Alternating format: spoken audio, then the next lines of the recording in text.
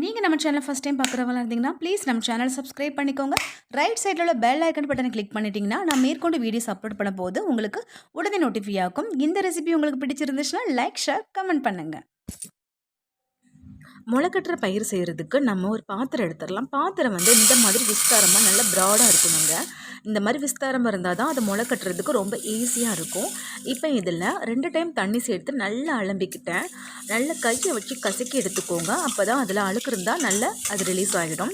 இப்போது இதில் 2 டைம் அலசின பிறகு நம்ம நல்ல தண்ணி சேர்த்து ஓவர் நைட் அதை ஊற வச்சுக்கணும். அதாவது நைட்டு நம்ம தண்ணி ஊற்றி இந்த மாதிரி ஊற வச்சுக்கிட்டிங்கன்னா மார்னிங் தண்ணியை நம்ம தூர செய்திடணும். இப்போ நான் நைட்டு மூடி வச்சுட்டேன். நெக்ஸ்ட் மார்னிங் இது என்ன ஆகுதுன்னு பார்க்கலாம். இப்போ மறுநாள் காலையில் பார்த்தீங்கன்னா நல்லா ஊறி போயிருக்கு.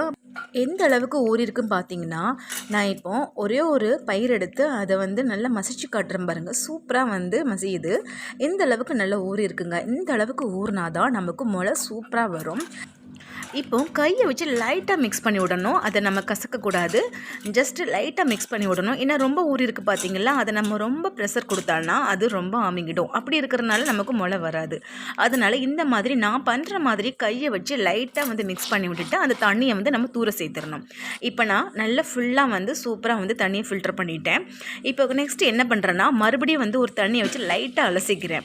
ஏன்னா அதோடைய புளிப்புத்தன்மை இருக்கும் பார்த்தீங்களா. ஏன்னா நம்ம மறுபடியும் இது ஒரு நாள் ஃபுல்லாக 24 ஹவர்ஸ் நம்ம முளை கட்டுறதுக்காக ரெடி பண்ண போகிறோம். அப்போ அதோடைய புளிப்புத்தன்மை இருந்துச்சுன்னா இன்னும் நமக்கு புளிப்பு அதிகமாகும். அதனால தான் இப்போது எல்லா தண்ணியும் நல்லா ஃபில்டர் பண்ண பிறகு இப்போது ஜஸ்ட் கையால் தொளிச்சு விடுறேன்.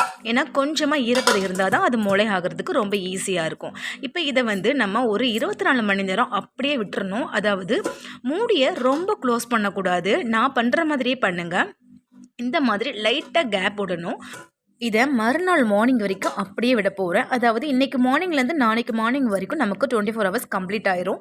அதுக்கப்புறம் பார்த்தீங்கன்னா இந்த முளையை பாருங்கள், ரொம்ப ரொம்ப சூப்பராக அழகாக முளை நல்லா நீட்டமாக வளர்ந்துருக்கு பாருங்கள். யூஸ்வலாக பார்த்தீங்கன்னா நம்ம இதை நல்லா வேக வச்சு தான் சாப்பிடுவோம். பட் அந்த மாதிரி செய்கிறதுக்கு பதிலாக இப்படி முளை கட்டி சாப்பிட்டு பாருங்கள். அதோடைய விட்டமின்ஸ் நம்ம உடம்புக்கு நிறைய கொடுக்கும். அதோடைய முழு பலனையை நம்ம இப்படி சாப்பிட்றதுனால தான் அதை அனுபவிக்க முடியும்.